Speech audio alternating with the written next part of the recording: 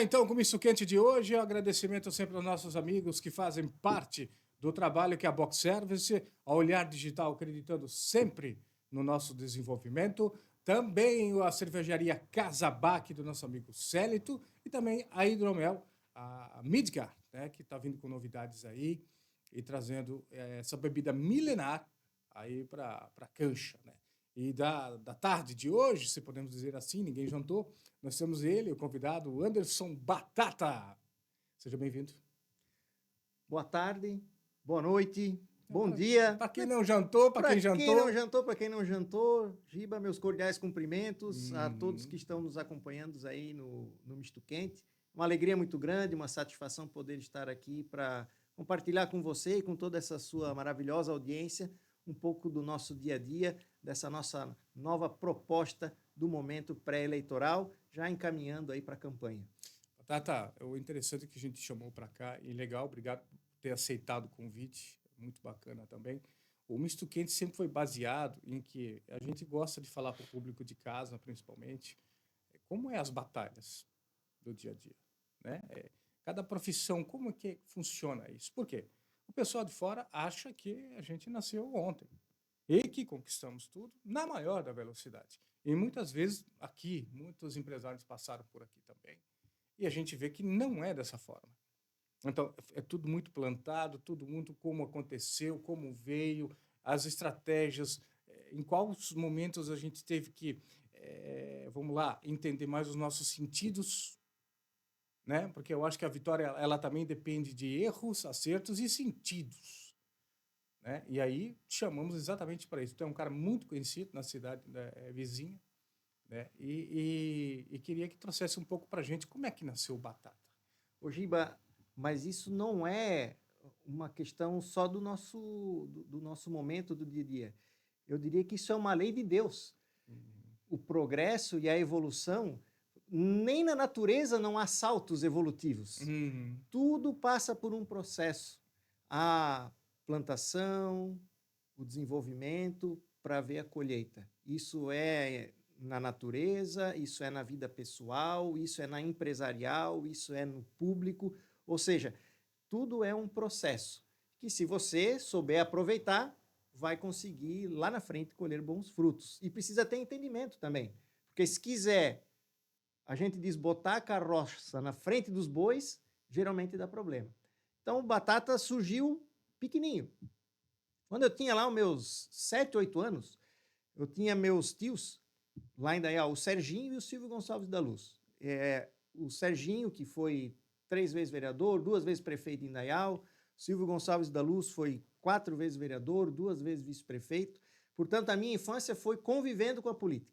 Então, sempre que havia eleição, o Batata estava lá metido, participando, entregando santinho, indo em comícios, chegava da escola, queria saber onde é que estavam os tios entregando, onde é que tinha campanha, onde é que tinha comício, na época era um pouco diferente, e estava sempre participando, gostava muito disso. Participei dos movimentos jovens, até que, quando chegou lá, eu estudei no Colégio São Paulo, em Ascurra, e chega um momento que faz aquele processo vocacional, consulta, faz um questionário, e lá foi visto nas minhas respostas e na entrevista que eu tinha tendência a seguir uma carreira pública. E em 96 fui conversar então com meu pai, disse: pai, saiu aqui que eu tenho tendência para uma carreira pública e tal, o que o pai me aconselha, né? Eu gosto também de política, tem tudo isso. Ele disse: olha, filho, hoje a carreira pública seria ciências políticas, mas na época, na nossa região, faculdade era bem difícil, era FURB, né, ou federal, então tinha a opção de fazer direito. Então ele disse: olha, se tu quer seguir uma carreira pública, tu pode seguir para fazer um concurso público, trabalhar na área jurídica, pode ser político, ser candidato, participar das eleições, é todo um processo. E foi isso que eu fiz. Então, sempre já gostando da política, fiz vestibular, na época passei lá para Direito na FURB, fiz a faculdade, já no primeiro ano da faculdade, quando eu tive a possibilidade, já fui candidato a vereador. Então, inscrito na Juventude do Progressistas, quem foi a minha madrinha política, na época, no PDS, Arena, alguns mais antigos vão lembrar, foi a Ângela Amin e o Espiridião Amin, que é o partido, hoje PP, progressistas, que eu participo desde sempre. Me filiei lá atrás com eles e estou com eles aí na jornada.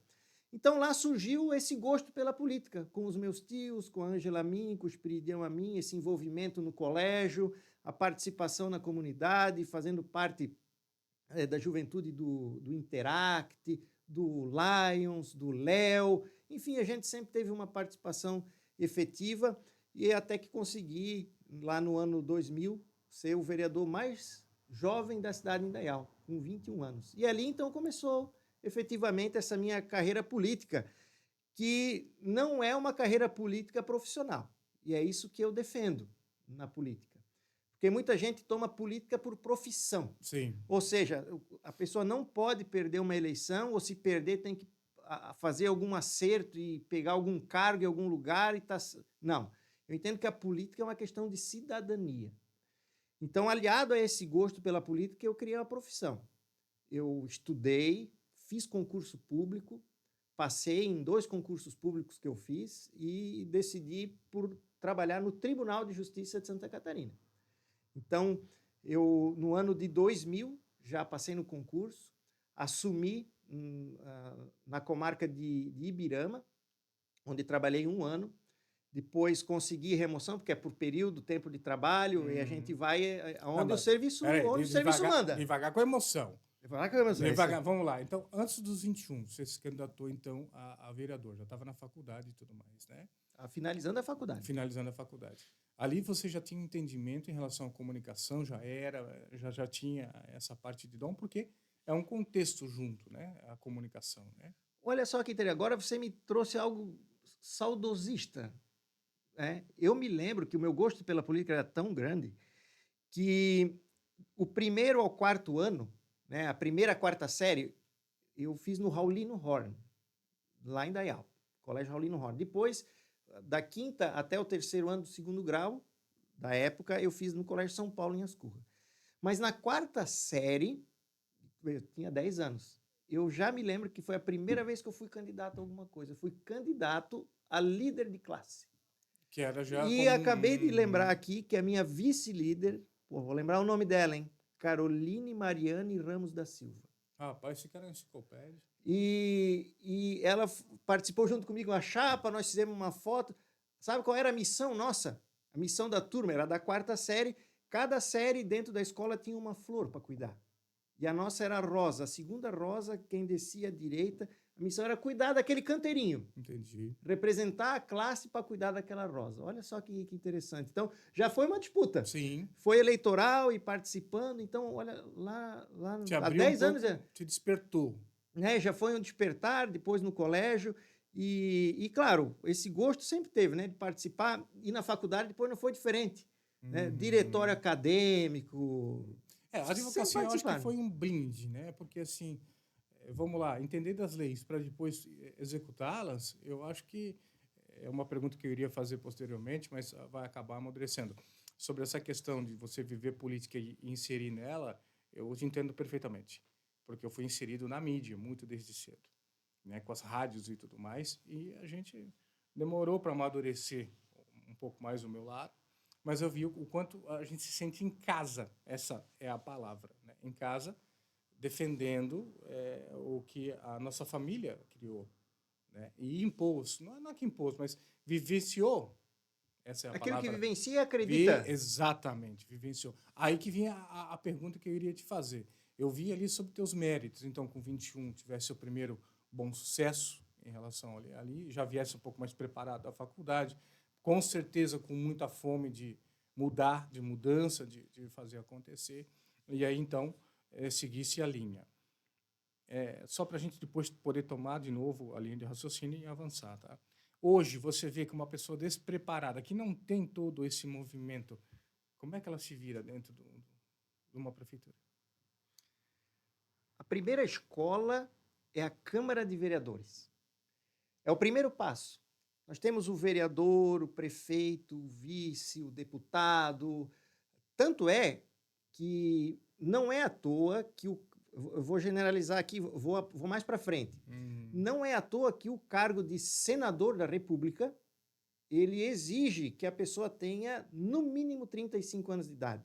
E na grande maioria dos estados que a gente conhece a política, quem são os senadores, e a gente brinca na política, a gente chama que são os vovôs da República, porque são as pessoas experientes, já foram governadores, já foram deputados federais, têm uma cancha política, conhece o seu estado com profundidade, sabe quais são as dificuldades da população, do território em si, das grandes preocupações. Então, é uma escola. Então, você chegar e assumir, por exemplo, uma prefeitura assim, de supetão, sem ter pelo menos sido vereador, algo nesse sentido. Mas, Batata, eu te coloco nessa forma ali. Por exemplo, ciência política. Hoje é uma realidade. Você faz IAD. Hoje tem acesso, ao qual tu não tinha na época. Na época não tinha. Né, que queria procurar e fazer. Você não acha que deveria ter um cargo, tipo assim, um requisito mínimo, até para vereador? Ah, sim. Sabe por quê? Sabe por que seria a meritocracia, né? Eu penso nisso, sabe por quê? Porque assim, ó, como é que eu vou colocar um cara de administração para trabalhar? Você fez faculdade, você estudou, né? Doou parte da tua vida, dos teus finais de semana, das coisas boas, também para poder ter uma carreira. Né? E aí eu pergunto assim, pô, cara, o amigo do bairro ou o cara do boteco, claro, ele tem um chamariz, ele tem umas boas amizades, vai a vereador, ganha, consegue, mas com princípios que ele não sabe qual que vai receber ou aplicar. Isso também é perigoso, né? Porque ele vai ser cobrado, de certo ponto, daquilo que os discursos vieram. Na verdade, isso é um tema bem filosófico e profundo, né? Porque ele tem dois viés. O primeiro viés é importante porque se a gente quer um Estado qualificado, um Estado que preste melhor serviço, é essencial que você tenha pessoas qualificadas para estar trabalhando lá dentro. Por isso a importância que a Constituição deu ao servidor público, que é ali onde a gente parou, que eu comecei trabalhando lá em Birama, depois consegui uma remoção para Pomerode, trabalhei 15 anos em Pomerode, até que eu consegui a remoção para trabalhar na cidade onde eu moro, onde eu vereador, fui candidato a prefeito, porque o serviço público de qualidade é o que vai dar essa prestação de serviço essencial à população, e muitas vezes desvinculada da questão política. E a questão política para os candidatos, e aí vem naquela sua situação, ela vem no sentido de representação popular. Então, quando a gente tem aquela pessoa que é o amigo do bairro, o amigo do boteco, aquela pessoa mais simples, ela vem da representação, ou seja, daquilo que a nossa população mais tem. Ou seja, é só olhar a estatística de quantas pessoas nós temos com mestrado, pós-graduação e nível superior no Brasil que a gente vai se assustar ainda. Claro. Então, nós precisamos qualificar a educação para dar essa condição. E se a gente pensar só assim, que estabelecer a condição pura e simples, a gente também vai acabar excluindo aquelas pessoas que às vezes não têm necessidade. Não. Então, é uma situação que é por isso que eu defendo... É um viés, né? Mas eu entendo que é importante essa questão da meritocracia, por isso que eu defendo que a grande maioria dos cargos, inclusive comissionados, por isso que daí a importância do eletivo, que são os candidatos, eu entendo que está tudo certo o modelo, mas os cargos daqueles que vão tocar o negócio, que são os cargos comissionados, que são os secretários, que são os indicados políticos, esses sim precisariam ter.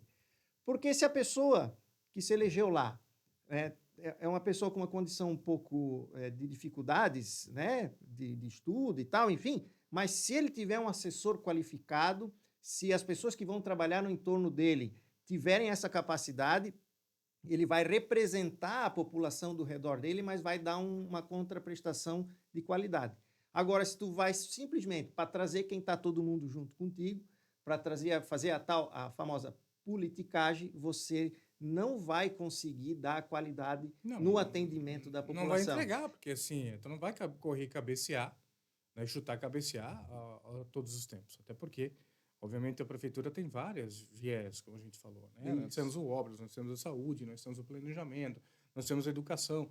Então, se você não tiver gente ali realmente que trabalhe e te passe os relatórios e te pergunte ou te questione aquilo que é importante, você não vai trabalhar. Exatamente. Você não vai trabalhar. Então, na política, o nosso Estado, eu tenho esse modelo, Estado Democrático de Direito no Brasil, que a Constituição fez em 88. Ele é um modelo hoje que ele é chamado de um modelo capsocial. Modelo capsocial, ou seja, é o desenvolvimento do capitalismo, da liberdade de imprensa, por isso que estamos aqui, liberdade de imprensa, liberdade de expressão, de poder falar aquilo que pensa, as redes sociais também estão aí para isso, né? Liberdade econômica, mas tem também o lado social, que foi justamente isso que me encantou quando eu, jovem, me filiei ao PDS, Partido Democrático Social. Ou seja, incentiva a indústria, o Estado tem que atrapalhar o menos possível, mas tem que ter o olhar especial para aquelas pessoas que mais precisam. E é aqui que nós vamos depois chegar, mais adiante, nas nossas plataformas de defesa como candidato a deputado estadual. Então, nós temos que ter esse olhar preocupado com a iniciativa privada para deixar trabalhar, para deixar acontecer, intervir o menos possível, menos impostos, um Estado menor, mais enxuto, com servidores mais qualificados, menos cargos políticos, né? Não os eleitos, porque esse tem o limite na Constituição, mas eu digo os comissionados mesmo, que você vai criando e vai colocando, muitas vezes, as pessoas sem o conhecimento na área. Então, isso tudo vai fechando para a gente ter um Estado justo, que dá atenção a todo mundo que precisa. Vou dar mais um exemplo. E é bem polêmico, tá? Por exemplo, o Bolsa Família. Tem gente que tem que acabar com o Bolsa Família. Não, tem que manter. O Bolsa Família, eu me recordo, eu fui vereador em 2001, na minha primeira eleição, quando foi criado o Bolsa Família. E eu me recordo que veio uma lei para a Câmara, porque foi um programa federal, mas que as câmaras municipais tinham que aprovar o programa, porque eles são aplicados no município. Sim.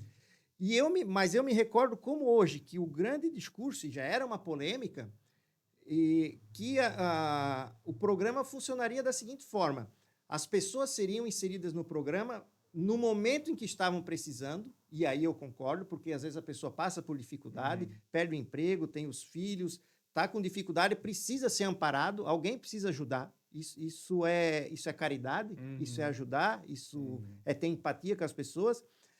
E a ideia era que ficassem 6 meses no programa, e dentro do programa teria qualificação, encaminhamento para um novo emprego, 6 meses cessaria e ele seria encaminhado. Ajustar ele. Ajustar, mas não é o que aconteceu. O programa foi ficando, e acabou virando algo como sistêmico. A pessoa recebe e continua recebendo para sempre. Esse modelo também não é o ideal. Não funciona. A pessoa tem que começar a caminhar pelas próprias pernas, tem que progredir, tem que evoluir. Então, nós temos Então, esse nosso modelo hoje, ele precisa ser aperfeiçoado. Nós temos que ter esse olhar, como eu falei, é o olhar capsocial. Capitalismo, a social, sim, a Batata com também social. escancarou demais algumas situações, até de certo ponto errôneas, né? De pessoas que não usam com sabedoria esse benefício. A gente sabe que você trabalhou muitos anos na política, entrou em muitas casas, eu não tenho dúvida disso, e viu realidades que pessoas precisam de mais disso ali, né? Não é nem pouco, é demais. Né? Pessoas com deficiência, mãe que cuida de filhos. Então, tem realidades ali que é perpétuo uma ajuda dessa, né? Podemos dizer assim, tem que ter essa ajuda. Porém, outras pessoas mal intencionadas estão jogando mais no tigrinho, o Bolsa Família, do que essas pessoas que talvez nem consigam o acesso, porque agora está inflamado.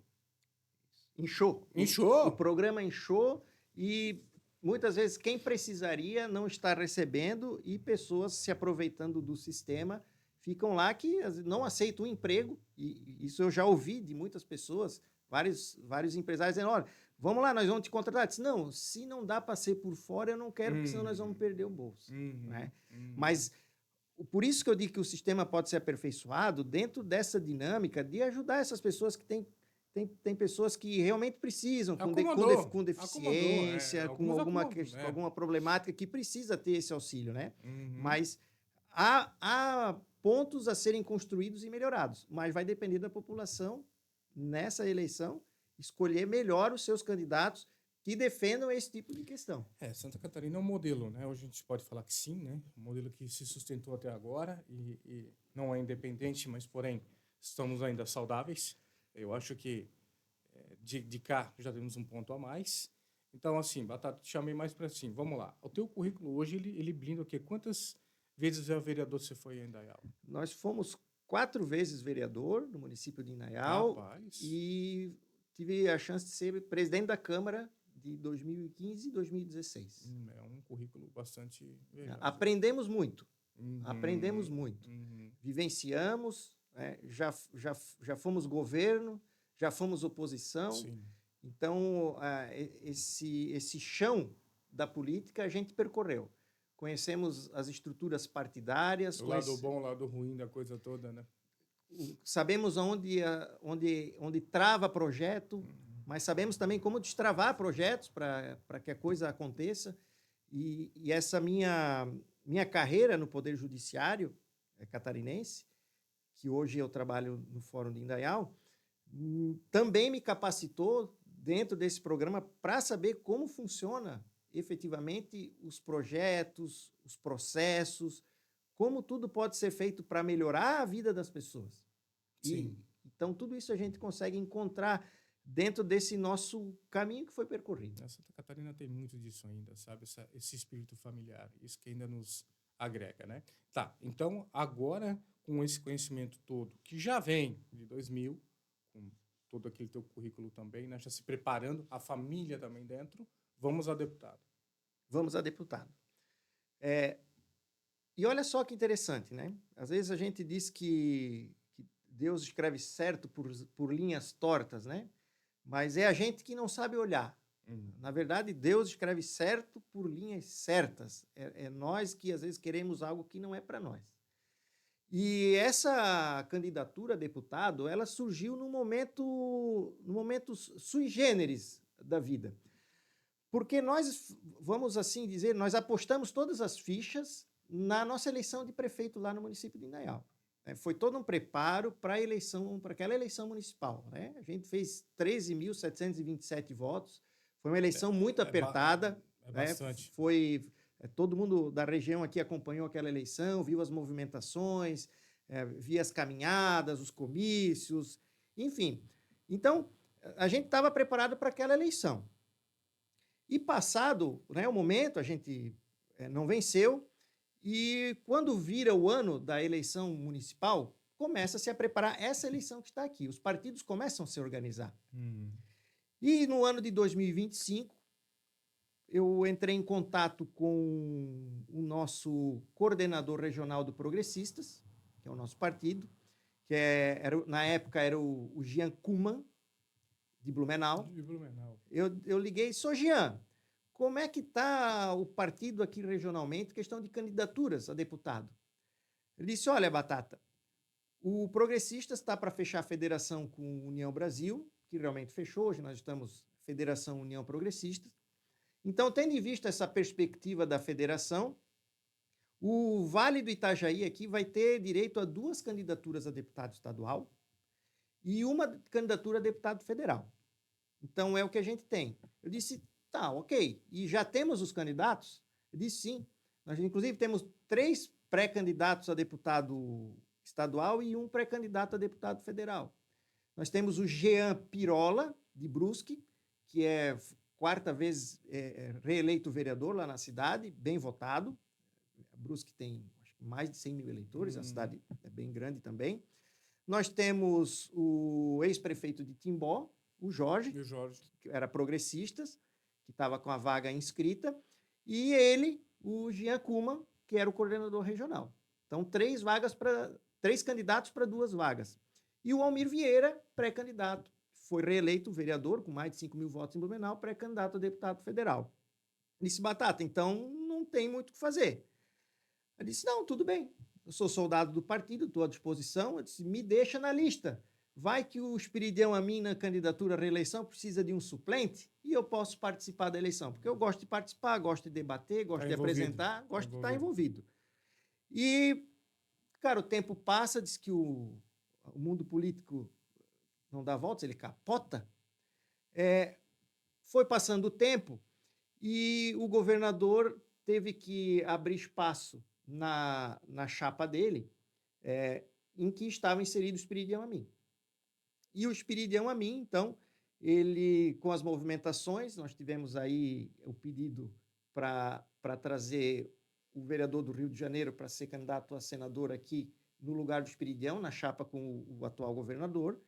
E o Espiridião, então, teve que sair dessa coligação do atual governador e procurar um novo espaço. Com isso, o governador começou a convidar os candidatos dos partidos que estavam envolvidos para participar do governo com ele. E aí que os candidatos nossos aqui da região começaram a olhar, pô, mas e daí quantos votos precisa fazer no Progressistas? Quantos votos tem que fazer no Republicanos, ou no Podemos, ou no PL? Enfim, a eleição de deputado, ela é uma eleição que nem de vereador. Às vezes a gente olha assim e não entende, porque assim, pô, o cara fez 1.000 votos, ficou fora. O outro fez 600 votos e se elegeu. É porque é uma eleição... Sim, partidária. É eleição partidária, né? Sim. Então, cada partido vai eleger um número específico de deputados e dentro a eleição é interna. Né? A gente disputa com os do nosso partido. Então, a grosso modo, começou a se olhar assim, mas a União Progressista vai precisar muito voto para se eleger. Vai precisar fazer lá 35 mil votos para se eleger. Aí eu acho que lá no Republicanos vai precisar menos, lá no Podemos vai precisar menos. E aí o pessoal começou a olhar, recebendo os convites e começaram a migrar. E aí o Jorge Krieger aqui saiu e foi para o Podemos, o Jean Kuman saiu e foi para o Republicanos, e outras lideranças aqui da região foram trocando de partido.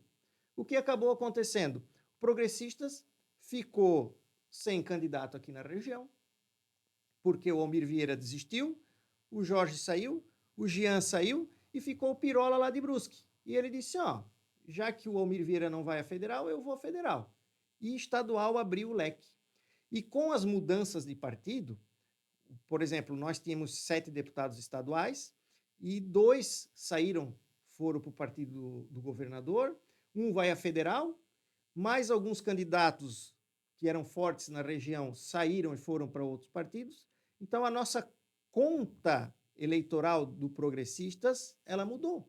Foi reconfigurada pelas saídas. Então, hoje no Progressistas, a realidade é que um vereador com um deputado, a conta no Progressistas, que um deputado hoje com 25 mil votos pega a última vaga. E aqui no Vale, o Progressistas, ele, fazendo a conta de número de votos dos candidatos a vereador do nosso partido, fez 60 mil votos para vereador. Não é nem para prefeito, são os vereadores que foram para a rua e fizeram esses votos, 60 mil. Então, você veja que um candidato a deputado aqui do Vale precisa de 25 mil para pegar a última vaga. É só trabalhar. E aí, eu recebi o convite do Espiridião e da Ângela Min. Eu disse, Batata, vamos fazer uma dobradinha? Espiridião para o Senado, Ângela Min para federal, Batata vai estadual, tu pega toda essa região aí para trabalhar. De Brusque a Rio do Sul é contigo, do partido. Eu disse, olha, se realmente for assim, que nós tivermos a possibilidade de trabalhar de forma franca com o partido, com as lideranças, existe uma possibilidade real de vitória. Não é ir para ir, é ir para ganhar. Então, eu aguardei o momento das janelas partidárias que se fecharam, foi final de abril, maio, eu analisei e disse, só tem algum, porque às vezes a gente podia filiar algum ex-vereador, um ex-prefeito forte e colocar. Como não foi feito, eu liguei para o Espiridião e disse, Espiridião, aceito o convite, Ângela, está feita a dobradinha e vamos para o Vale buscar esses votos dos progressistas. Então, nós temos uma chance real e efetiva. E mais um detalhe, tá? O espaço é para todos, tá? Nós temos aqui, no Vale Europeu, 600 mil eleitores. Se cada partido precisa, vamos botar 40 mil para eleger, mas dá para eleger 10 deputados frouxos de vários partidos. E o que acontece, geralmente? Esse que é o grande problema. E aí é uma campanha de todos os candidatos aqui da região. Pode ver que está todo mundo pedindo para a população votar nos candidatos daqui. Escolha. Não gosto do Batata. Ótimo, mas escolha outro que seja daqui. Tem candidatos bons aqui na nossa região que estão nos outros partidos também. Nós não teremos que tirar o mérito. Mas se a gente votar unido, dá para eleger todos. Não, precisa colocar, porque assim, nós estamos com uma BR parada já há milênios, isso é uma realidade. né? Os hospitais, eles estão, sim, se encaminhando, porém, nós também recebemos muita gente de fora.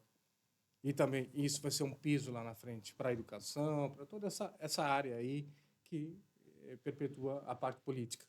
Então, nós vamos ter que ter, de alguma maneira, vamos enfrentar um fenômeno ali que a gente não sabe qual proporção isso vai ganhar, isso até as eleições, não é verdade? Então, pode ser que não sofremos nada, pode ser que vamos sofrer tudo. E aí é desabastecimento ao, né, a tragédia total. Então, isso tem que ser muito fixo. E aí vem a questão, Batata, tua proposta aí para governo, qual que seria? Bom, a nossa primeira ideia é a questão da fiscalização. Porque o deputado, na função legislativa, ele tem a função de fazer leis, tem a função de fiscalização, que é de acompanhar o orçamento, a lei orçamentária, a lei de diretrizes e bases, o plano plurianual, acompanhar a fiscalização do Estado, as obras. Mas, acima de tudo, 3 pontos que são essenciais e que impactam diretamente na vida de todo cidadão. Fiscalização da Casan, que a Timbó, até muito tempo atrás, era uma concessionária municipal, ou seja, estava uma empresa municipal, voltou a ser a Casan. Uhum. Nós temos Casan lá em Indaial, tem Casan em vários outros municípios, e, gente, quando fica 2, 3 dias sem água, olha, e nós temos muito desse problema lá com a Casan, a quem você recorre? A gente que era vereador, a população reclama, a gente via, o pessoal ligava. E você recorre a quem? Não tem um deputado da região para tu ligar para fazer alguma coisa. As agências, onde é que tu vai? Atende quando atende, liga no zero, manda no WhatsApp e não consegue. Não. Então, nós precisamos ter, sim, uma fiscalização real com a Casan, com a Celesc, que precisa, se nós somos uma região pujante do turismo, da indústria, do comércio, gente, precisa ter alguém olhando os investimentos da Celesc, que não é possível. A conta que a gente paga para o retorno que nós temos é função do deputado estadual. E, por fim, a Defesa Civil. A Defesa Civil, no nosso vale, que nós temos a experiência das grandes enchentes de 83, 84, que foram em decorrências do El Niño, a certeza que nós temos não é se vai ter mais uma enchente. Não, isso já passamos por isso. É só uma questão de quando. Quando? De quando. Eu vou te dar um exemplo aqui. A Ponte dos Arcos em Indaial. Justo. Tá? Eu vou dar 2 exemplos. Eu gosto de história. Quando o Dr. Blumenau veio para cá, lá nos seus idos da década de 850, o primeiro barracão que ele construiu, que ele fez, depois ele voltou para a Alemanha para arrecadar mais imigrantes para vir para cá. Quando ele voltou com a segunda remessa, o barracão, ele foi olhar, cadê tudo? A enchente levou. Ou seja, já na primeira chegada dos imigrantes, a enchente já mostrou a sua força. Passou o tempo, 1926, Indaial crescendo, progresso, querendo se emancipar, precisando se conectar com Timbó. Qual é o grande projeto de Indaial? Ponte dos Arcos. A Ponte dos Arcos é projetada, a Prefeitura de Blumenau banca metade e os comerciantes de Indaial bancam a outra metade. Começa a construção. Nos 3 primeiros meses. Você sabe para que serve um arco da ponte? Sustentação. Sustentação. Não é para bonito. Porque o arco, né, a engenharia utiliza o arco, na verdade, como tablado. O arco, na verdade, ele é por baixo da ponte. E como eles estavam construindo a Ponte dos Arcos com os arcos projetados para baixo, o que aconteceu na construção do primeiro arco? Uma enchente. E carregou a ponte toda. Porque estavam as armações, tudo, e foi tudo embora. Tiveram que reprojetar com os arcos por cima, por isso que tem os cabos de aço, que a gente vê a sustentaçãozinha dos tablados. Então, nós temos lá uma ponte histórica, nós temos a primeira chegada do Dr. Blumenau dizendo que a enchente vai vir forte. E sempre vai continuar vindo. Até porque nós estamos com a nossa colonização feita ao longo dos rios. Mas ali nessa parte dos rios Indaial deu um alargamento nos últimos anos, não é ou não? Não. Porque a impressão é nossa que está maior, ou pelo menos levou muita coisa, então. Mas não houve alargamento, não foi mexido no rio. Né? Não foi mexido? Não, o rio não foi mexido. Né? É que Que nós ali temos... também vem toda a porrada de Rio do Sul e de Isso. Poranga, né? E ainda assim, ó, a nossa região aqui, ela só não sofre mais aqui, porque nós temos um desnível de aproximadamente 40 metros. O nível, em Indaial, se você pegar lá o nível do mar em Indaial com Blumenau, dá 40 metros. Então, ali do centro de Indaial, até você chegar a passar pelo Encano, nós temos corredeiras. Tanto é que o pessoal vai lá fazer O rafting, caiaque e tal, porque são corredeiras. Então, ali do centro, você vai pegando. Tem o Rio Morto, que o rio é paradinho. Justo. Chega ali no centro, ele começa a cair. E vai cair até em Blumenau, onde ele volta a ser um rio navegável. Então, aqui só não é pior porque nós temos essa corredeira. Então, Indaial, ela sofre bastante com enchente, mais com enxurradas, mas aqui, né, a região de Timbó, Rio dos Cedros, Benedito, represa aquilo que vem de cima. Justo. Mas não pega tanto porque ainda nós temos essa descida. Então, a função de fiscalização, estou falando isso por causa da Defesa Civil, que para a nossa região ela é fundamental. Então, se você não tiver um deputado olhando para a nossa região e olhando para o orçamento da Defesa Civil, a tendência é a gente sempre acabar se prejudicando. Então, a prevenção não vai resolver todos os problemas, mas ela vai ajudar a salvar muitas propriedades, muitas vidas animais, muitos comércios, nos alertas, no desassoreamento de ribeirões para ajudar, no planejamento de construção e de crescimento da cidade. Ou seja, o deputado vai ter essa missão de fiscalização. Casan, Celesc, Defesa Civil, e é isso que eu defendo, essa bandeira de fiscalização efetiva desses recursos públicos e dos serviços prestados pelo Estado ao cidadão aqui do nosso Médio Vale. A gente sempre imaginou, Batata, na verdade, que com as redes sociais e esse acesso todo, a fiscalização seria uma coisa mais fácil de fazer. Porém, a gente sabe que lá dentro, muitas vezes, passa despercebido. Um pregão, por exemplo, é diferente de uma licitação, né? Alguns materiais são feitos dessa forma. Então, hoje tem um portal da transparência, mas poucos. O cidadão não acompanha. Ele cobra, mas na hora só que ele está... O cara vai falar mal da saúde quando está com alguém doente. O cara vai falar mal da educação quando o filho está indo mal no colégio. Nós temos essa cultura. Eu falo por nós, né? Então, assim, quanto política, eu acho que nós vamos mudar mais radicalmente quando a gente se interessar por ela. Concorda comigo? Não só concordo, como assino embaixo. Para você ter uma ideia, na eleição passada lá em Indaial, a diferença foi bem pouca. Mas quem venceu as eleições em Indaial foi o branco, nulo e a abstenção. Não, muito grande, muito grande, muito grande. Nós estamos caminhando para um espectro de 25% a 30% de pessoas que simplesmente não votam, não escolhem e largam a política a Deus dará. O grande problema é que se você não for votar e não escolher, e a rede social está aí para isso, busca lá na inteligência artificial, pede para ela buscar o candidato, porque daí lá não vai conseguir esconder, porque na rede social do candidato às vezes aparece só o que ele quer contar, mas manda procurar na inteligência artificial, que hoje tem essas possibilidades, manda consultar ficha criminal, histórico, tudo. Faz, hoje dá para fazer. Sim. A nossa ideia é incentivar a população a utilizar a democracia e a sua cidadania para isso. Mas se essas pessoas continuarem a deixando acontecer, alguém vai ter que escolher, porque a política não vai deixar de existir, mesmo que tenha 60% de branco nulo. Não, e também nem que as IAs tomem conta, né? Ela sempre vai determinar e precisar de uma mente pensante, né? Exatamente. Ponto, né? Então, assim, as tuas tarefas, então, agora, a deputado, vão vir, então, nessas três alicerces. Nesse alicerce de fiscalização.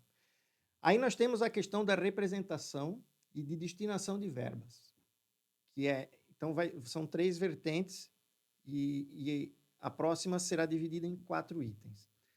Nessa é a destinação dos recursos. Você sabia que cada deputado estadual ele tem direito anual a 20 milhões de reais de emendas. Ou seja, é diferente do vereador. O vereador não tem isso. Mas os deputados federais e estaduais, eles têm um percentual do orçamento anual do Estado que eles destinam para os municípios que eles têm base eleitoral. Então, você faz a conta que aqui no Vale Europeu são 14 municípios. Se cada deputado... Lembra que eu falei que dá para eleger 10? Então, você imagina se cada um deles destinasse pelo menos 1 milhão. Era 10 milhões por ano de investimento bruto para as nossas cidades. Mas vem cá, desculpa a pergunta, até uma curiosidade minha, que eu não tenho esse conhecimento. Deputado tem direito a quantas cadeiras? Ele pode também levar assessores, né? Ou não? Assessoria. Assessoria de gabinete é em torno de 20 assessores por gabinete. É que, na verdade, são cotas parlamentares, né? Não está dentro desse orçamento, dos 20 milhões. Não. Isso ali daí é a estrutura da Assembleia Legislativa, é a estrutura de pessoal. Na verdade, o deputado estadual, ele tem uma verba de gabinete, esse é o termo, né? Tem uma verba de gabinete e pode contratar até 20 assessores. Então, se ele quiser dar a verba de gabinete completa para um funcionário, ele pode, mas ele pode escolher até 20 e dividir essa verba de gabinete com o salário para eles. Então, pode ter 10, 15 assessores, e aí cada um representando a região, a cidade, e com um trabalho específico, né? Até que necessita, porque hoje você tem que andar com um youtuber de bolso. Infelizmente, quer ser político e aparecer não tem outro jeito. Então, 1 ou 2 de mídia. Eu diria, né? Não é nem questão de aparecer, é uma questão de transparência não. hoje. Até porque... Saber que você está trabalhando, né? Porque senão daqui a pouco não aparece, tchau, filho. E eu vou te dizer mais, porque as pessoas dizem assim, poxa, mas só aparece na eleição. Não é que só aparece na eleição. É só visto. É só visto, é que o destaque ganha ali. Então, assim, essa é uma necessidade de hoje transparência. Não, mas qualquer empresa pequena, Batata, hoje que tem 20 funcionários, ele precisa de um marketing interno. Exatamente. Então, não estou errado. Claro. Estamos em uma era que agora quem é visto é lembrado, como falava meu falecido pai. Né? Então, essa é o peso em medida. Então, nós temos essa parte de fiscalização que é importante, porque exatamente é não deixar não só os recursos evaírem, né? Mas também captar aqueles que vêm para jogo. Isso. Porque são esses 20 milhões que o deputado, são as emendas impositivas, né?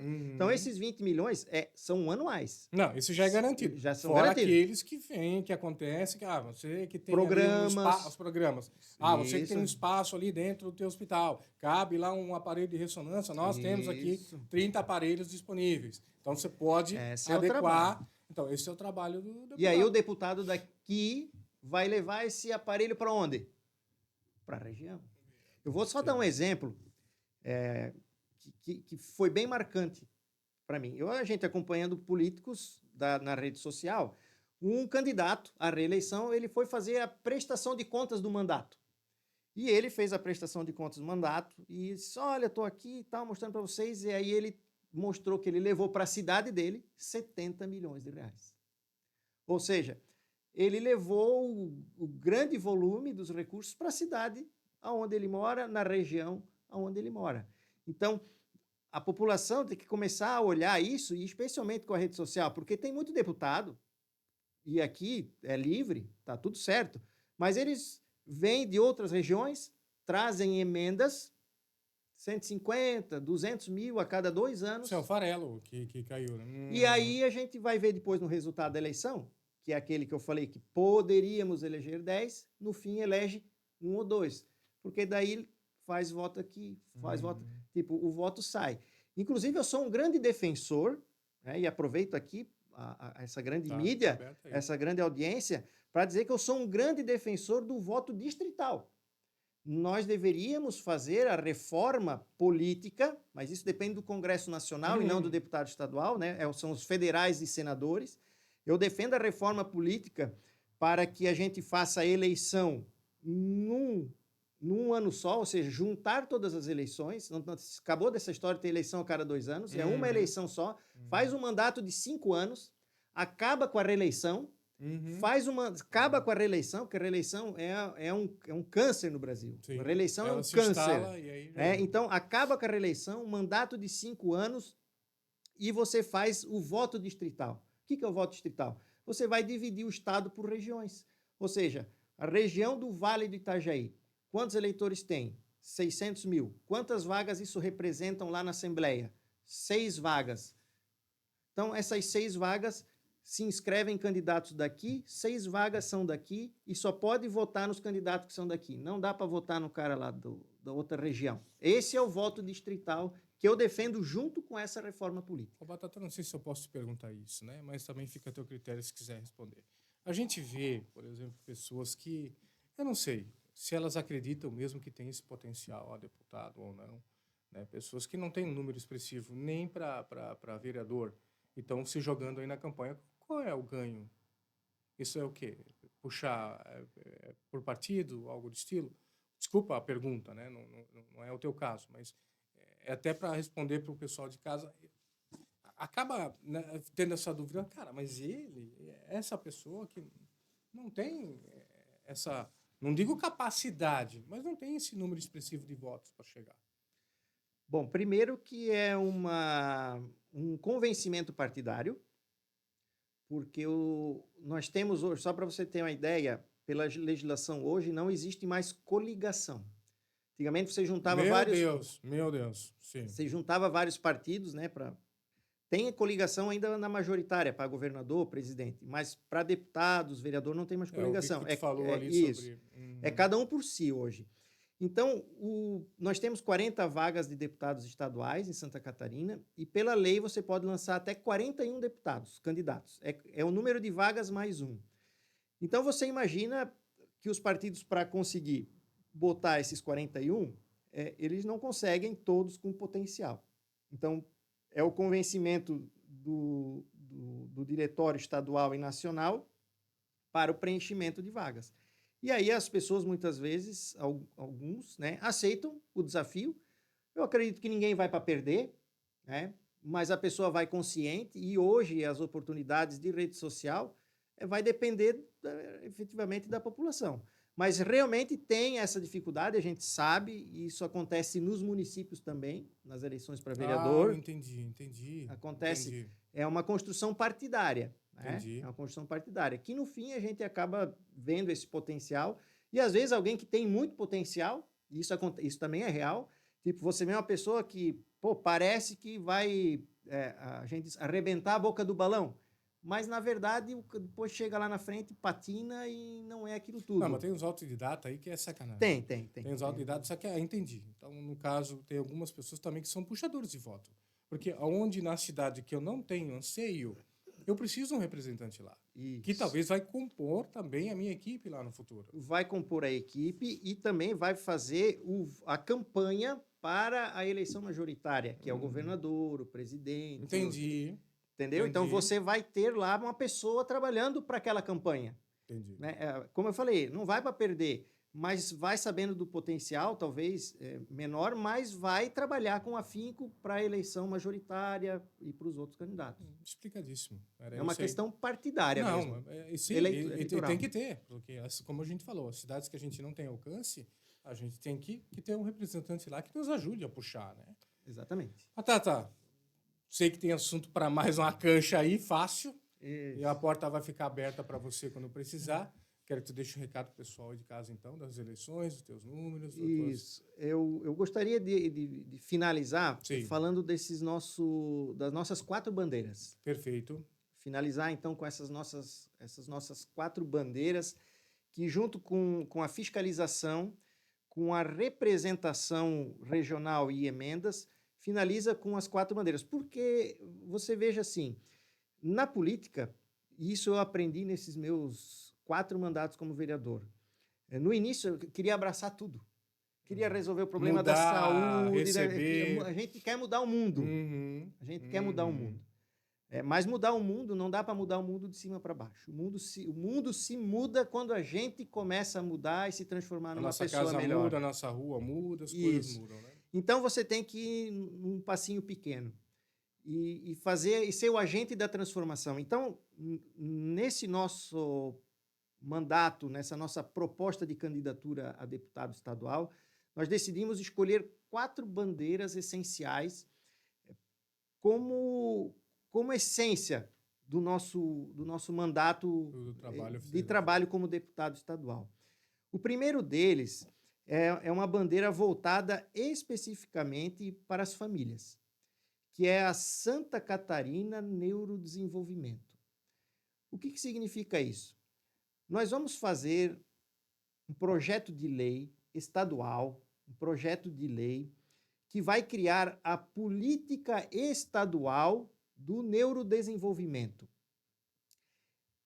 Ela funciona como pilares regionais, ou seja, vai estar direcionado dentro da saúde do Estado e vai buscar o diagnóstico e atendimento para crianças que tenham autismo, Tourette, TOD, TDAH e assim por diante, né? Transtornos vinculados ao neurodesenvolvimento. Nós vamos fazer esse projeto para termos casas autistas ou casas azuis. O nome depois a gente pode tratar com o pessoal que trabalha nessa área. Nós temos associação de mães, nós temos ONGs relacionadas a isso, nós temos profissionais já estabelecidos que têm muito envolvimento com a causa.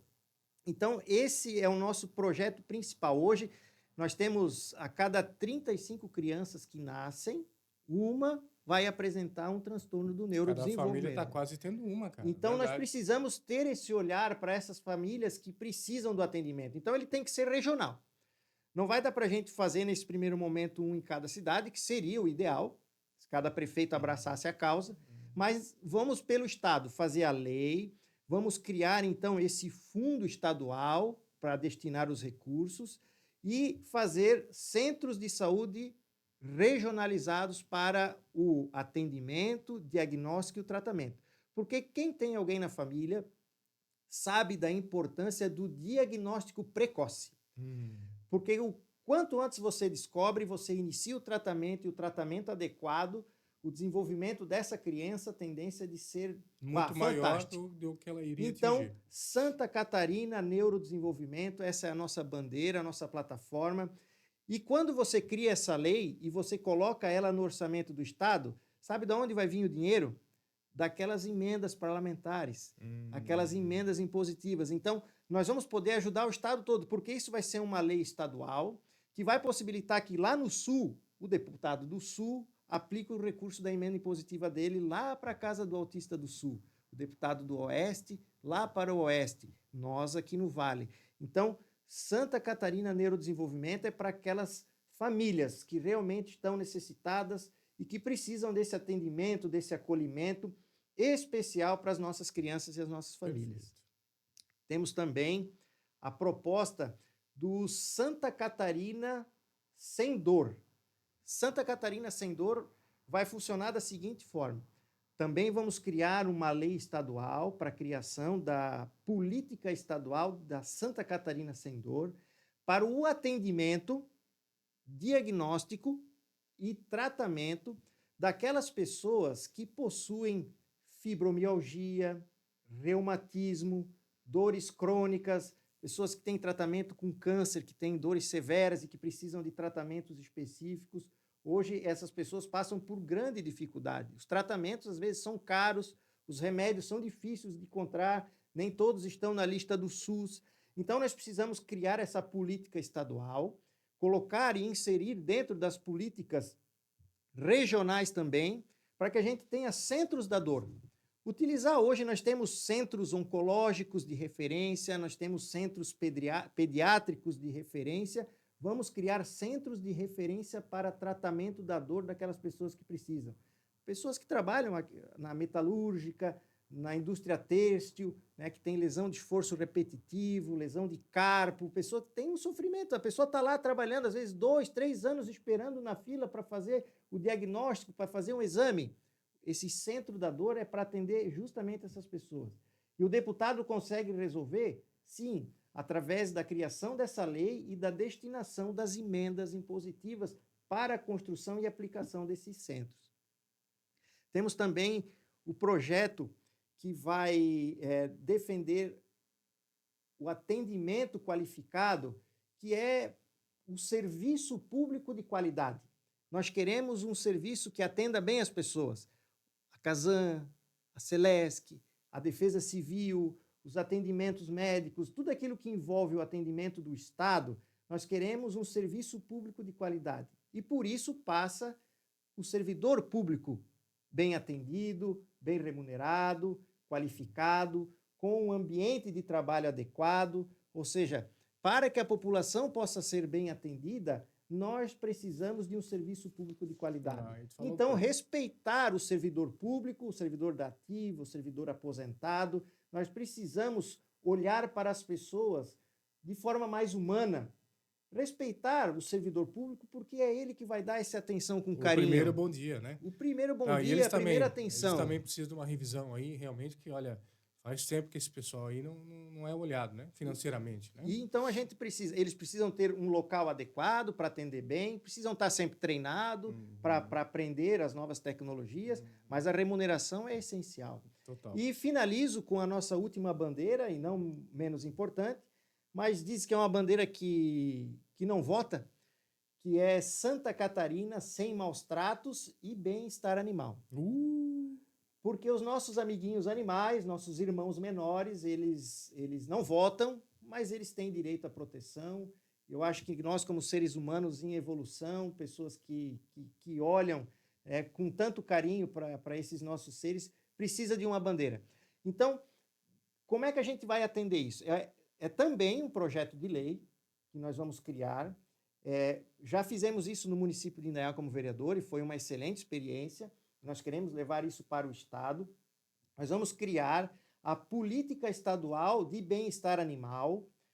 Lá nós vamos criar o Conselho Estadual de Bem-Estar Animal, que vai envolver ONGs, profissionais da medicina veterinária, entidades relacionadas com os animais. Então, nós vamos ter ONGs relacionadas aos cães, aos gatos, o pessoal que faz as cavalgadas, né, cavalgada entre amigos, esse relacionamento de família com o cavalo. Ou seja, nós vamos ter essa representatividade dentro do conselho, entidades do governo também representativas nesse conselho, mas o mais importante, de onde virão os recursos para manter essa estrutura de bem-estar animal, que envolve resgate de animais que são maltratados, Sim, que são resgatados, animais que são atropelados, para fazer programas de castração animal.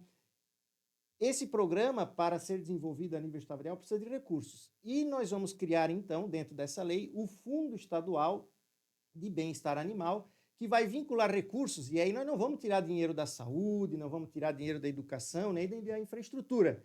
Os recursos para a manutenção do bem-estar animal vai vir das multas ambientais. E nós temos multas ambientais bilionárias aqui no estado de Santa Catarina, vinculados em conta do judiciário, em contas do estado, que podem ser e devem ser aplicados na causa animal. Então, o nosso projeto de lei vai fazer essa vinculação, vai mexer nesse orçamento, destinando esse recurso para essa causa que é tão importante. Então, são 4 bandeiras. Veja você que são 4 bandeiras importantes e que vão contar com a minha dedicação integral, porque essa vai ser a ideia, ajudar essas 4 áreas da nossa família, porque tudo faz parte da nossa família. Servidores públicos que prestam atenção às nossas famílias.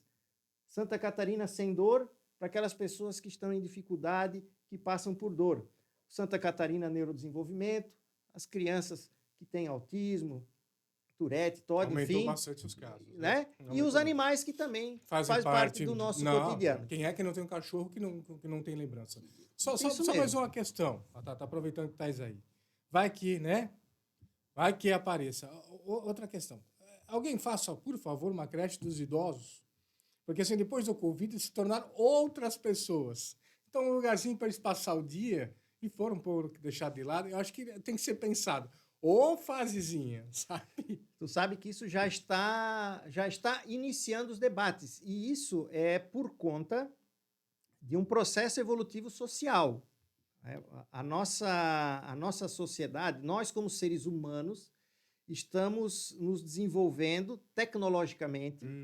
Nós estamos, graças à ciência da saúde, estamos vivendo mais. As pessoas estão vivendo mais e se aposentam.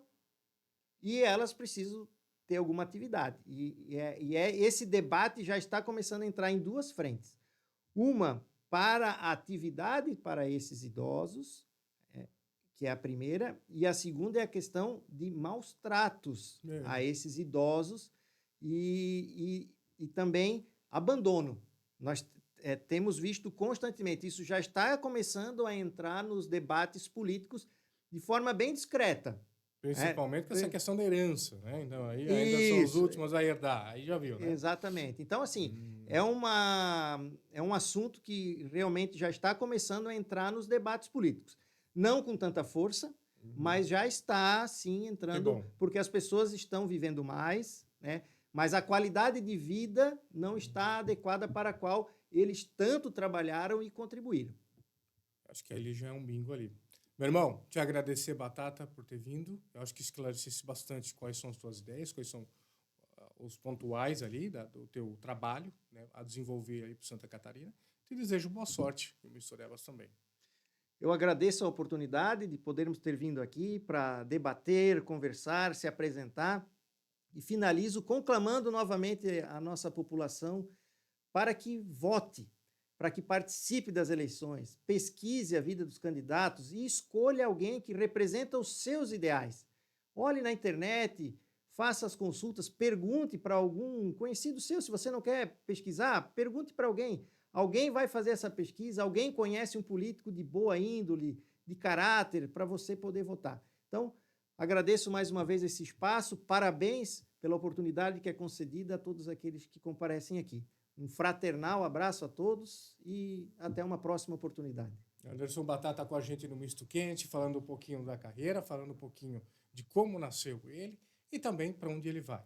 Então, boa sorte para você na campanha. Misto Quente agora fica por aqui graças à Cervejaria Casabac, à Hidromilaria Hidromel, a Box Service e a Olhar Digital. Valeu, galera. Um abraço.